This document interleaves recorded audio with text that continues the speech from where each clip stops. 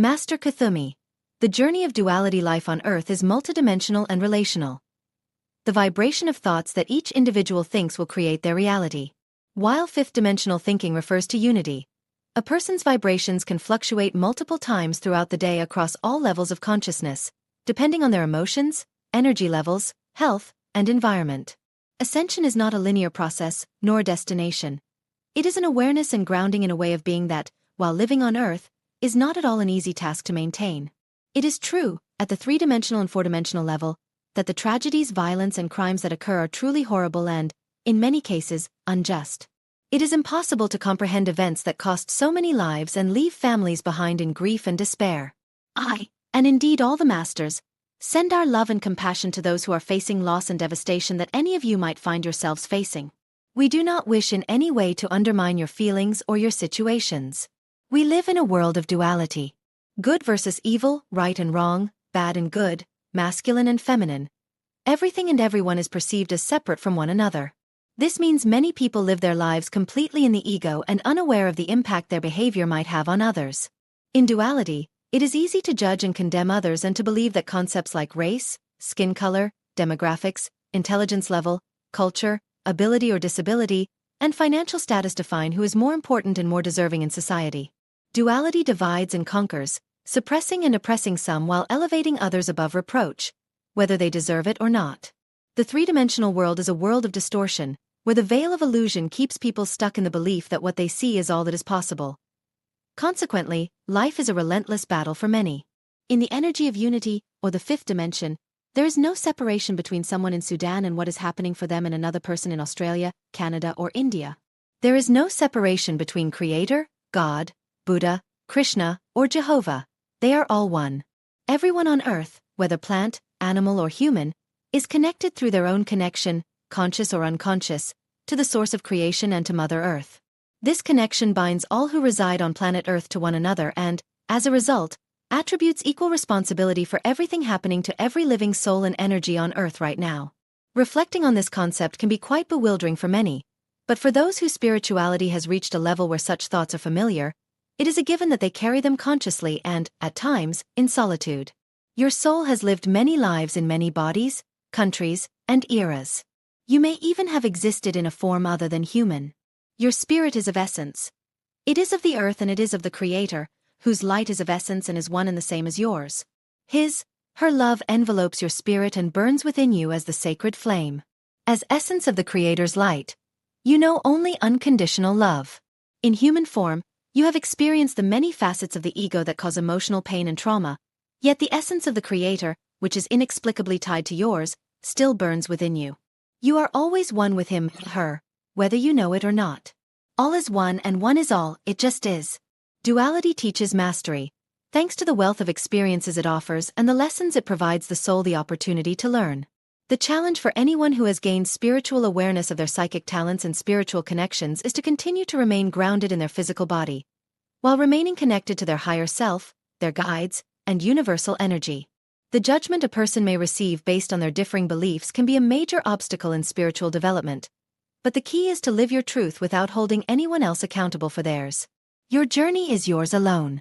Let others do theirs. The masters and angels are always with you. I am Master Kuthumi's sacred attention. Finding the divine in daily life. Ordinary moments become extraordinary when we bring sacred awareness to the simplest tasks. The day I got stuck in one of Atlanta's infamous traffic jams, I was already late for a crucial meeting. When I saw a sea of red brake lights ahead of me, I felt my jaw clench and my breath quicken. In that moment of frustration, I found myself facing a choice. I could let anxiety consume me, or I could focus on that very instant. Instead of focusing on the clock and my growing lateness, I chose to notice the warmth of the sunlight through the windshield, the rhythm of my breath, the other drivers around me, each on their own path. That small shift in attention transformed my experience. The traffic didn't disappear, but my relationship with it changed. My shoulders relaxed, and I found myself feeling compassion instead of frustration. This experience made me reflect more deeply on how I view the sacred. What if we didn't need to seek the divine in distant temples or special retreats, because it's right here, in our daily lives?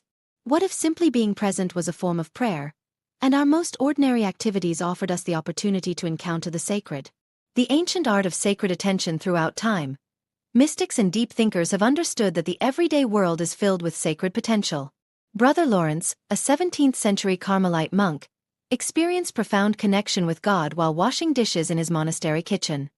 He wrote, "The time of work is no different for me from the time of prayer, and in the noise and clatter of my kitchen, I possess God with as great a tranquility as if I were on my knees."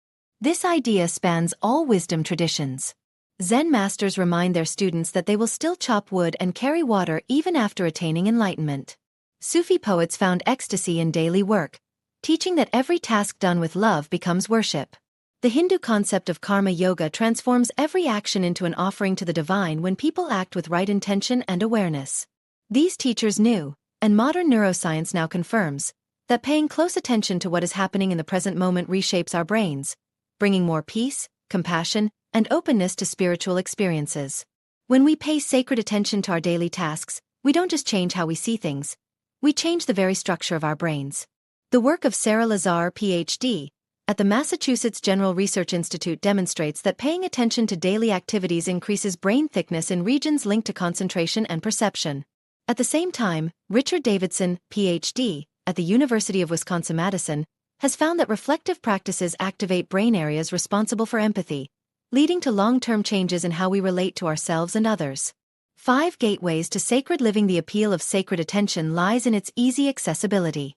No special skills, expensive equipment, or free time are needed. Just bring awareness to the things you already do. Here are 5 practical ways to transform routine into ritual. 1. Sacred eating. Before eating, pause for 30 seconds to give thanks. Feel the weight of your fork, observe the colors and textures of your food, then consciously savor what you eat. Jewish tradition has long emphasized mindful eating as a way to connect with the divine source of sustenance, acknowledging the chain from earth to sunlight to the people who cultivated and cooked it. 2. Walking meditation.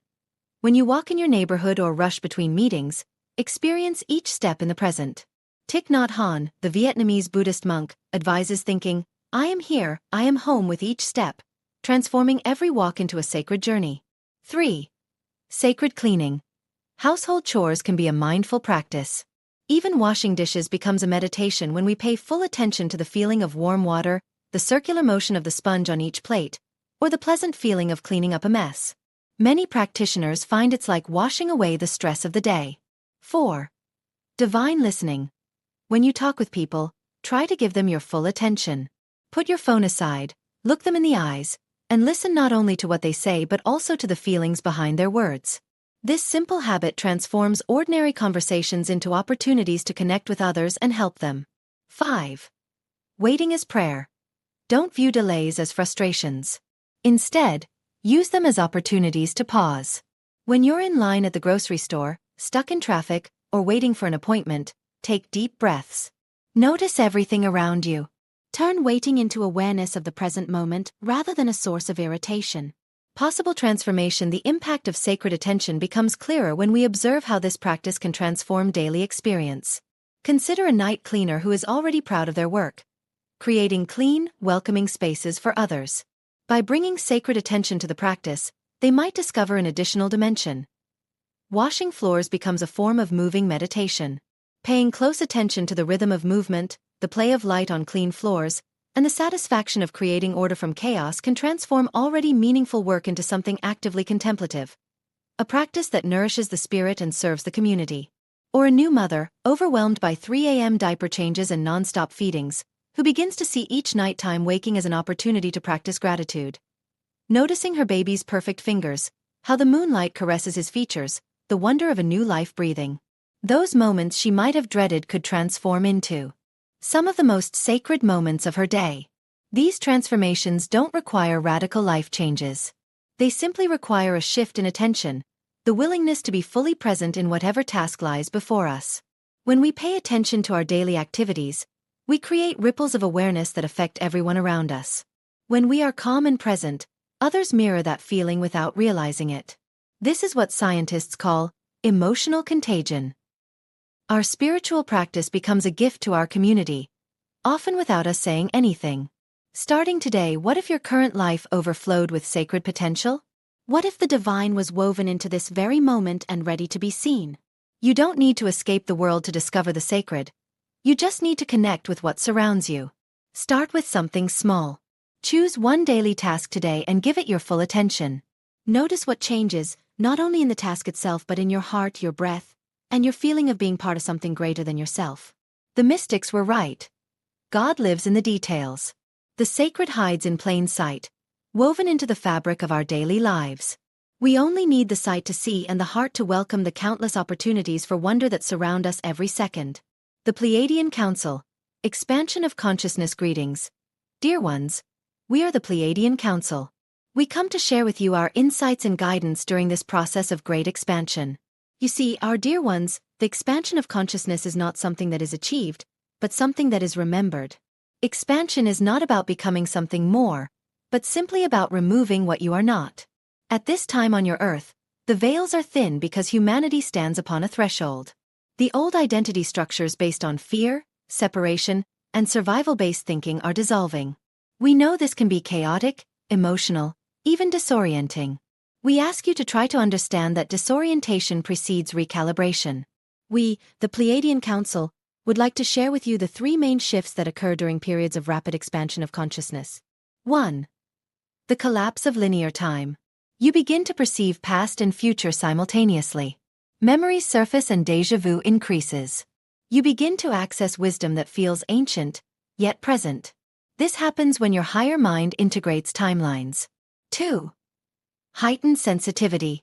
When your nervous system upgrades, you begin to perceive energy in rooms, in your surroundings, and even sense the energy of other people near or far. You instantly perceive truth or distortion, and what once seemed tolerable may now feel overwhelming. It's important to remember this is refinement, not fragility. 3. The heart becomes central intelligence. The mind no longer leads alone. The heart becomes the compass and intuition strengthens. It is then that synchronicities begin to accelerate and decisions feel more guided than forced. Dearest ones, it is of fundamental importance to understand that expansion is not about escaping the human experience. It is about living it fully with a balanced awareness between mind and heart. Many of you are experiencing vivid dreams, waves of fatigue followed by bursts of clarity, emotional cleansing with or without an obvious cause, a deep longing for authenticity, and cellular memory awakening. You are moving from third-density perception, separation, to unity awareness. Unity does not mean sameness.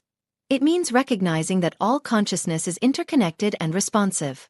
Allow yourselves to feel emotions without judgment. Allow yourselves silence and stillness. Allow yourselves to dismantle false identities that no longer fit your expansion. Your body is the gateway, your breath is the anchor, and your compassion is the accelerator that consciousness uses to expand. During this phase, fear may emerge more strongly, not because you are regressing, but because what is unconscious is being illuminated. Do not fight it, dear ones. Observe it. Remember, dear ones, that you chose to incarnate during this era of accelerated expansion. Your presence on Earth at this time is not accidental. The very questions you ask are proof of something greater within you that is awakening. The expansion that the awakening process ultimately provides are sovereign ways of being and sovereign expressions. You will rely less on external authority and more on your inner resonance.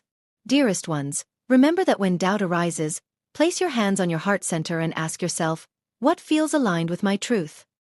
The answer may not be loud, but it will be clear. Dearest ones, our message today is that we ask you to believe in your capacity to evolve. Consciousness does not expand outward. It unfolds inward. We of the Pleiadian Council thank you for this opportunity for connection. We send to you, to your world, and to all its inhabitants our undivided love and guidance. Pleiadian Council Spiritual Reflections. Awareness is key in spirituality. The importance of attaining higher consciousness to rise above all earthly drama cannot be underestimated. The terms consciousness, ascension, third, fourth, or fifth dimension are common terms and are the basis of many of my channelings. But how does all of this manifest in real life? Before I begin, I must say that, in my view, everything we believe in is a level of consciousness, even God. Within every level of faith, there are different levels of consciousness that determine our perceptions and what we attract through our thoughts, words, and actions. For example, some might believe in God, but that He is vengeful and punishing. Others might believe in a loving and benevolent God, but that they are inferior to Him and must adhere to religious doctrine to be saved. while others might believe that God is the supreme source, akin to universal love, and therefore they are one with him, her, and forever protected and assisted. The levels of consciousness present in all these examples of belief are extremely different, and in line with universal law, they will cause the believer to live their life reaping the consequences of those beliefs. If we align each example with a dimension of consciousness, it is easy to perceive the vibrations of each and identify which among them will attract the happiest outcomes.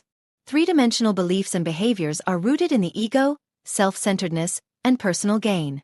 People operating in this consciousness engage in gossip, create drama to belittle others in order to appear better themselves, and won't hesitate to lie about something to get what they want. The consequences for others are not something they care about. As long as they benefit, that's all that matters.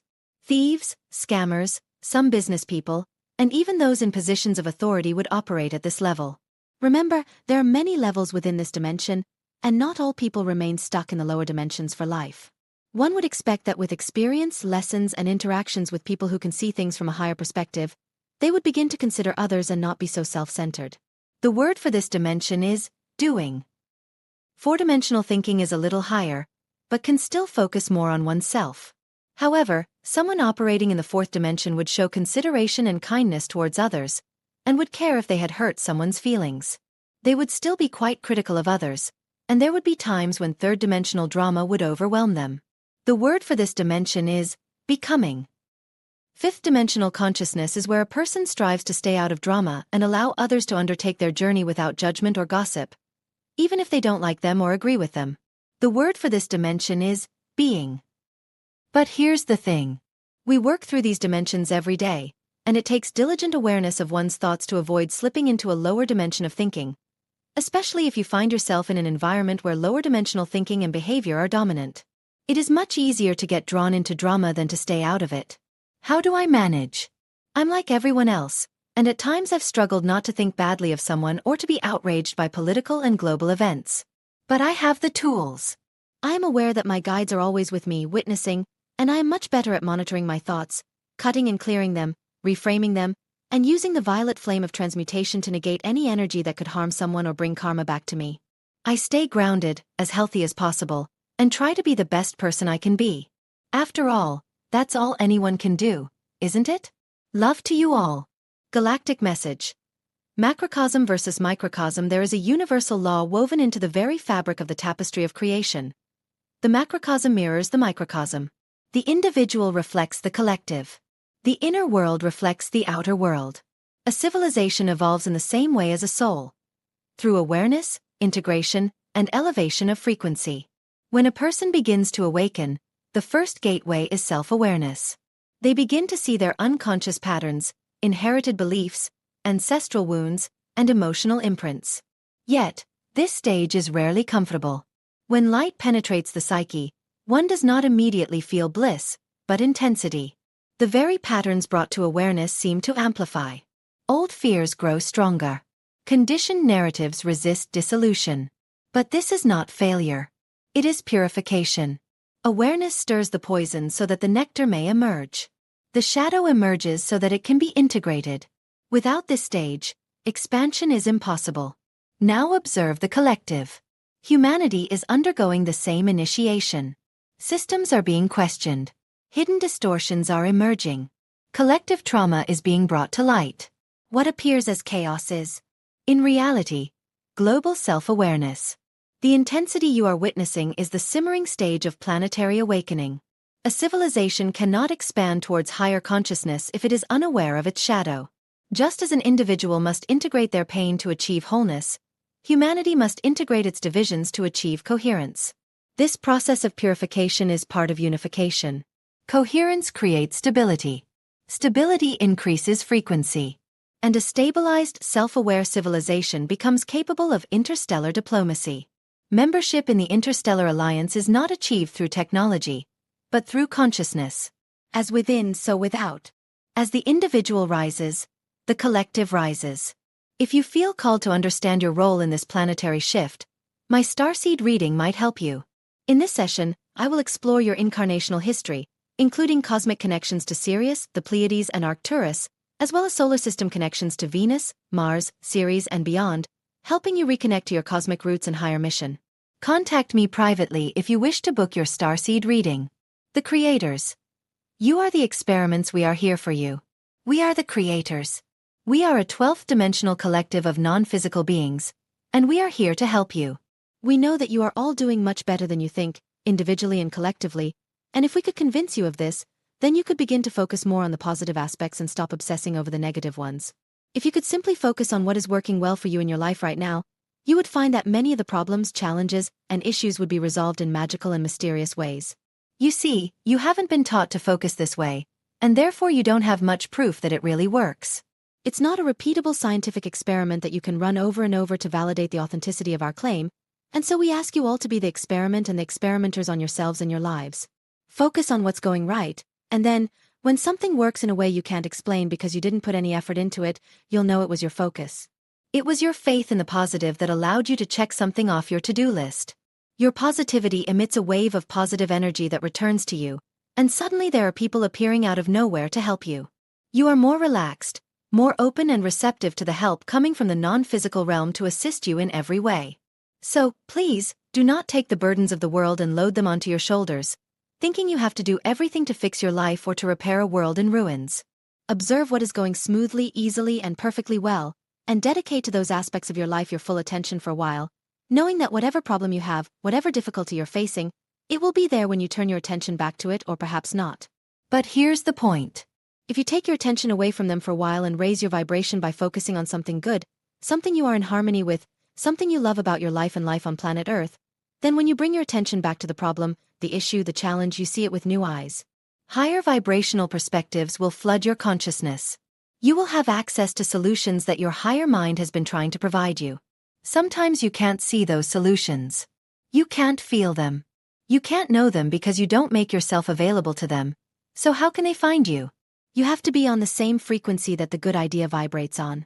So you have our permission to be very positively focused, to give your attention to what is good in your life right now. And you also have our permission to let go of the idea that you have to do everything alone to prove your worth. You are already worthy. You are already perfect. You are already fragments of source energy, living different experiences.